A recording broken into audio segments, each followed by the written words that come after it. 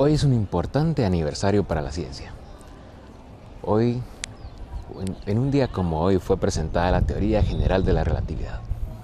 Vamos a ver qué nos pueden decir al respecto de esta teoría.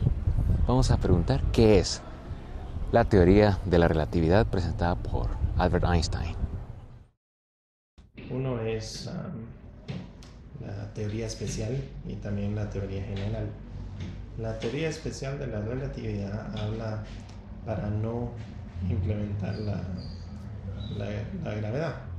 La general utiliza la gravedad en las formulaciones matemáticas. ¿Por qué es tan importante diferenciar eso? Porque en realidad la teoría de la relatividad cambió completamente el pensamiento en realidad de cómo percibíamos y cómo calculamos todos los cálculos necesarios para fenómenos físicos que son afectados por la gravedad. En el pensamiento newtonian,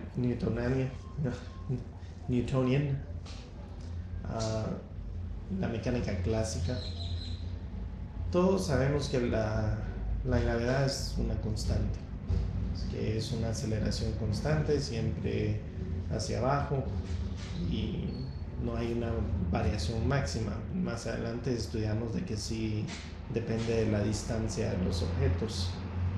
Como por ejemplo, la fuerza es calculada dependiente de las dos masas dividido por el radio entre las dos masas o la distancia entre las dos masas al cuadrado.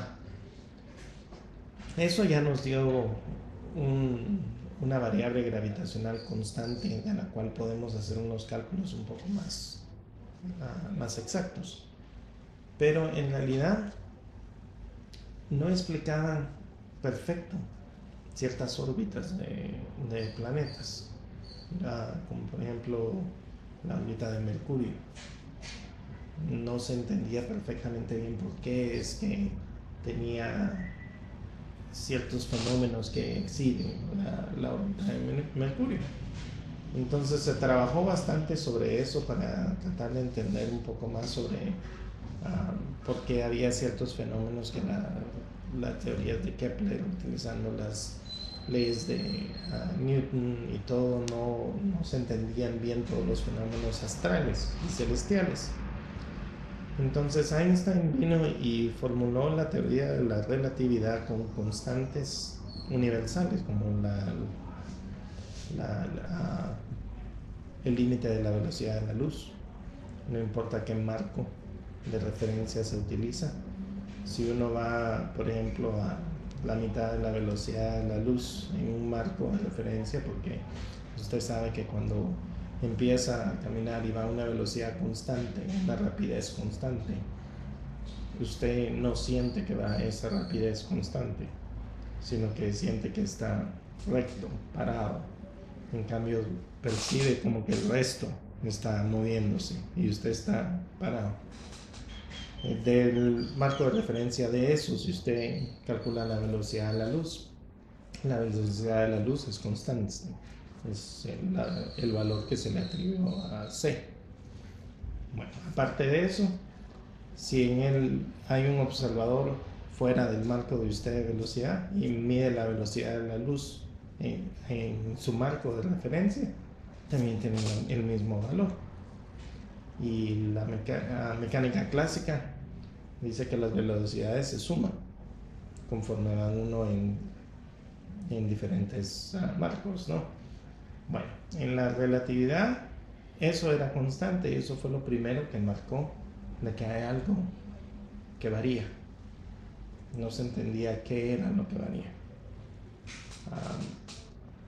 Poco a poco, como se fue formulando la velocidad de la luz y todos el formalismo matemático que Einstein trabajó, porque trabajó sobre el formalismo de Lorentz, el formalismo matemático de Lorentz, una constante que por casualidad se llama gamma, utiliza la letra gamma, y esa constante cementó, por decir así, que lo que varía en el universo es el tiempo. la masa es constante, la energía es constante, la velocidad de la luz es constante. Entonces, a grandes velocidades, sin tomar la gravedad en cuenta, varía la velocidad de la luz, varía el tiempo, no la velocidad de la luz, no la masa, no nada más, sino que lo único que resultó en esas ecuaciones constantes fue que lo que varía es el tiempo. ¿Y qué tiene que ver eso con los movimientos astrales? Bueno, los movimientos astrales, entonces empieza el campo gravitacional. El campo gravitacional, como lo entendíamos, era simplemente la atracción de dos cuerpos. Aquí ya, como se da a entender de que no importa el marco de referencia, la velocidad de la luz es constante y algo tiene que variar, lo cual es el tiempo en el que varía. Entonces, se formuló que el campo gravitacional lo que es una curvatura del espacio con el tiempo. Entonces, esos variables del espacio con el tiempo es lo que es lo más difícil de entender de la teoría de la relatividad. Y aparte de que también uno dice, bueno, el tiempo es difícil de entender, que el tiempo varía, lo variable de la masa, del campo del espacio, digamos el space-time, el continuo del espacio, eso, la mejor manera en que se puede describir es como que si uno tuviera una bola digamos de boliche sostenida por una toalla. Entonces la toalla viene y se hace una ondulación así donde está la bola de boliche. O digamos que es una sábana, no una toalla, para hacer un campo un poco más grande y cada quien la sostiene. Entonces esa ondulación que está es causada por la cantidad de masa que tiene la bola de boliche. Y digamos, la bola de boliche representa la cantidad de masa y el campo gravitacional que tiene el Sol. Entonces, ahora tenemos una bola de tenis. Y digamos que esa bola de tenis representa uno de los planetas. Si lo ponemos a girar o lo soltamos en ese campo, la curvatura del campo del espacio que tiene por la gravedad del Sol, empieza a hacer una órbita. Y por supuesto, como nosotros no lo podemos tirar con suficiente energía y también por la fricción y todo lo demás, no queda en una órbita constante. Pero en el espacio, como no hay mucha fricción, en realidad sí hay un poco, pero no hay mucha fricción, y hay otros campos gravitacionales, también la propia pelota de tenis tiene su campo gravitacional, eso afecta cómo va cambiando el espacio conforme se va moviendo así. Y esa es la mejor manera que se puede describir de las ecuaciones matemáticas de Einstein para la teoría de la relatividad en general, aplicando la gravedad. Hay otros efectos también que son resultados de la teoría de la relatividad, y uno de los cuales fue la manera en que se comprobó la teoría de la relatividad. Eso es si el campo del espacio va así, recto, entonces la luz que tiene que atravesar ese medio tiene que ir recto. Pero si el campo gravitacional tiene una curvatura y se dobla, entonces la luz que va a través de esa curvatura tiene también que doblarse para poder hacer así. Y una de las corroboraciones de la teoría de la relatividad fue ver las estrellas durante un eclipse solar que están atrás del Sol. Y eso fue lo que corroboró Einstein con la teoría de la relatividad. ¿Cómo la luz atravesó el Sol? La luz de la estrella estaba atrás del Sol. Y entonces normalmente si el campo del espacio, digamos, no hubiera una curvatura del espacio, nunca veríamos esa estrella porque está atrás del Sol. Y bueno, en este caso atrás de la Luna porque está en eclipse solar. Pero sí se veía porque se ve la curvatura del espacio y la luz sigue esa curvatura del espacio y lo vemos. Y eso fue una manera principal, de lo cual fue como se comprobó y se corroboró que la teoría de la relatividad general era correcta. Y por supuesto la especial, la cual no incluye la gravedad, es correcta también. Es simplemente remover la gravedad de la teoría, pero todo el formalismo matemático es esencialmente igual. Es simplemente la aplicación de la gravedad. Y también Einstein dijo que le hacía falta una constante adicional, porque Einstein tenía el pensamiento, la creencia de que el espacio es estático,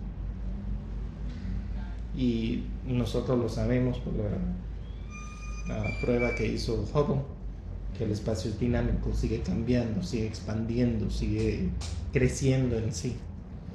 Entonces eso fue lo último que Einstein hizo con esa teoría, y nunca resultó en nada. Pero en sí la teoría de la relatividad es eso, es simplemente la curvatura del espacio si aplicamos la gravedad a la variable del tiempo en vez de cualquier otra cosa, porque la velocidad de la luz es constante, no importa el marco de referencia. Si uno va a 0.89 la velocidad de la luz y prenden la luz no va a ir más lento, sino que simplemente va a la misma velocidad, y es el marco de referencia. Esa era una duda que tenía: ¿qué pasa si uno va a la velocidad de la luz y uno se quiere ver en un espejo? ¿Puede uno verse? Sí, aunque nunca podría ir uno a la velocidad de la luz, empezamos por ahí. Sí. Pero digamos de que uno va a 0.99% de la velocidad de la luz, es suficiente la diferencia para que uno agarre el espejo y se ve, porque en su marco de referencia sí hay. Pero hay otra cosa que sucede en la teoría de relatividad. En inglés se llama length contraction, y es que la longitud, se puede decir así, se contrae conforme va más rápido usted a la velocidad de la luz. Un ejemplo: si yo voy cargando una vara y voy caminando para allá a la velocidad de la luz, casi digamos 80% de la velocidad de la luz, usted me va a ver a mí en un campo de referencia diferente al mío, no a una distancia que digamos que el palo que yo cargo es 20 metros, sino que lo va a ver tal vez, como voy casi a la velocidad de la luz, a 2 metros. Y eso va a creer usted que es la distancia, y se puede medir así, que es 2 metros, simple y sencillamente porque está el fenómeno eso de que la distancia o la longitud de la masa se contrae según los cálculos matemáticos y las ecuaciones de Lorentz. Entonces, por eso es que uno puede explicar, digamos, de que si yo voy a esa velocidad y saco un espejo, me puedo reflejar y ver. Sí, porque la distancia que tiene que trabajar la luz es menos, porque es mucho más contraída. Entonces la velocidad sigue constante. Pero ahí lo que está variando en realidad es el tiempo y la distancia. El límite instituido por la ley esta de, digamos que es ley, aunque no es ley, pues digamos la teoría de la relatividad, es que nada puede ir más rápido de la velocidad de la luz, y eso está definido también por la ecuación famosa de Einstein, E igual mc al cuadrado. En realidad es que si usted va a la velocidad de c al cuadrado, se vuelve energía. Pero más a fondo en la teoría de la relatividad está la constante gamma, que es el múltiple de cómo se cambia, cómo varía el tiempo y cómo varía la distancia, la longitud. Y esa constante gamma es la raíz cuadrada de 1 menos la velocidad al cuadrado sobre la velocidad de la luz, o la constante de la luz al cuadrado. O sea que si tenemos simplemente esta fracción de b al cuadrado sobre c al cuadrado, si b llega a ser igual que c, eso se va a volver 1. Y si tenemos 1 menos 1, nos da 0. ¿Y cuál es la raíz de 0? 0. Entonces es imposible. Y es por esa constante de la cual no podemos violar la velocidad de la luz. Pero en realidad la relación más sencilla que se ve es simplemente con la constante de la luz, es al cuadrado por la masa es igual a energía. Eso quiere decir basado casi igual en la segunda ley de Newton, que la fuerza es igual a la masa por aceleración. Pero en este caso va un poquito más al fondo del universo, porque estamos hablando de energía. Él comprobó de que la cantidad de energía que hay en un átomo es tan grande que hay veces en que no la podemos entender. Y de ahí es donde resulta la potencia de un reactor nuclear, de una bomba nuclear, porque si hacemos el cálculo, digamos, en una bomba termonuclear, lo cual usa una bomba atómica como el encendedor para estallar o hacer la fusión de la cual tenemos 2 átomos de hidrógeno y en total van a ser como 4 y se vuelven helio, o digamos 2 átomos se unen. En simplemente eso de unir los átomos, el peso resultante de esos átomos va a ser menos que de los individuos. Si ponemos 1.0008, que es en gramos el valor del hidrógeno, y sumamos 4 de esos 4 van a sumar más que lo que es un átomo de helio. Entonces, si ese proceso, el cual sucede en el Sol a través de un proceso bastante elaborado que se llama la cadena de protón, el PNP chain, que es de fusión, tomamos eso y podemos calcular que exactamente con la ecuación de Einstein cuánta energía se sale de eso.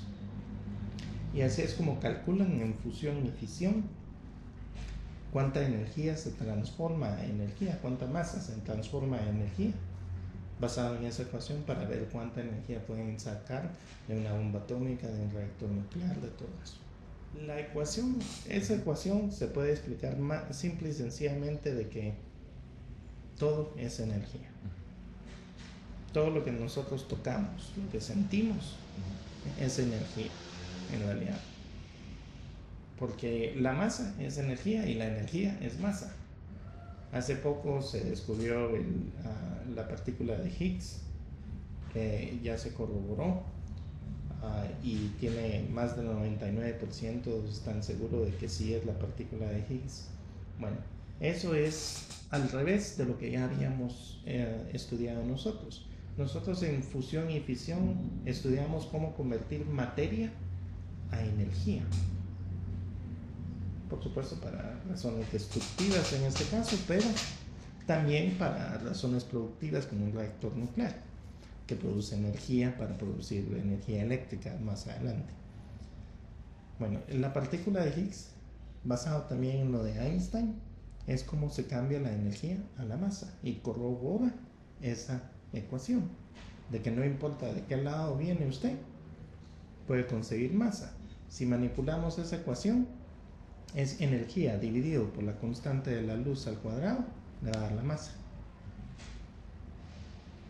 Y eso va a ser muy interesante ahora si se logra corroborar con la partícula de Higgs, que el efecto de Higgs haga eso. Entonces es lo que buscan con Higgs. Sí. El Higgs mechanism lo que es cómo las partículas reciben masa, cómo se forma la masa en el universo. Conocemos de lo que se llama producción de pares y anihilación.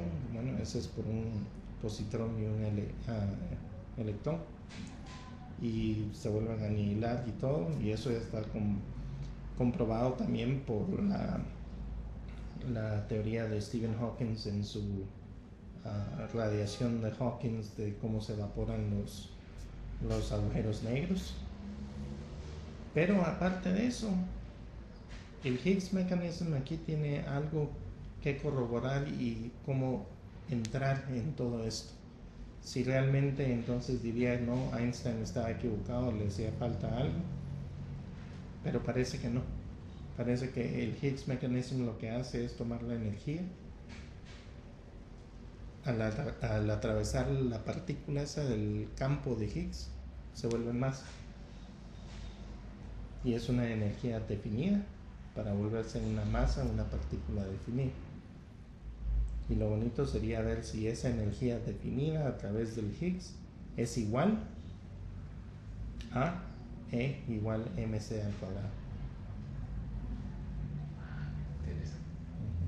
Si eso es igual, entonces Einstein queda corroborado otra vez, como ya lo hemos corroborado con otras cosas.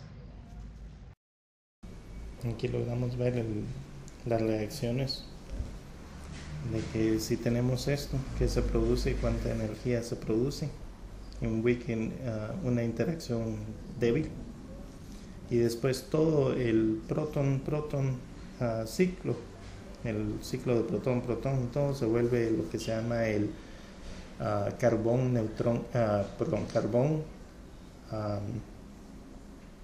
nitrógeno y oxígeno ciclo, y cuánto produce una reacción de uno al otro para acá. Son reacciones nucleares de fusión, y esto es lo que sucede en nuestro Sol. Hay varios ciclos en realidad, y más adelante tenemos ecuaciones de las cuales podemos ver cómo calcular los promedios de cómo se van formando las reacciones nucleares para fusión. Y aquí hay unas figuras más o menos de las aplicaciones en realidad de reacciones, los promedios de las reacciones nucleares, y esto es más que todo una simulación, una aproximación de todo esto.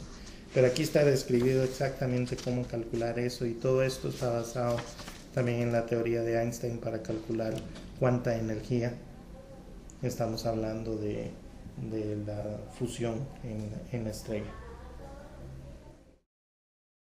La cinemática relativística, de la cual tenemos el factor S gamma que le había mencionado ya aquí, y tenemos beta al cuadrado, pero beta estamos con el Lorentz factor, que es B sobre C, pero por supuesto es al cuadrado, como le decía, B al cuadrado sobre C al cuadrado, y ese B sobre C, entonces por este factor en la relatividad, si usted logra llegar a la velocidad de la luz, lo cual es imposible por este factor, porque tiene 1 menos 1, la raíz cuadrada de eso le da 0, y aquí tenemos que el tiempo y la distancia son los que dependen de ese factor gamma, y el tiempo depende mucho más de la velocidad de la luz, como lo vemos aquí.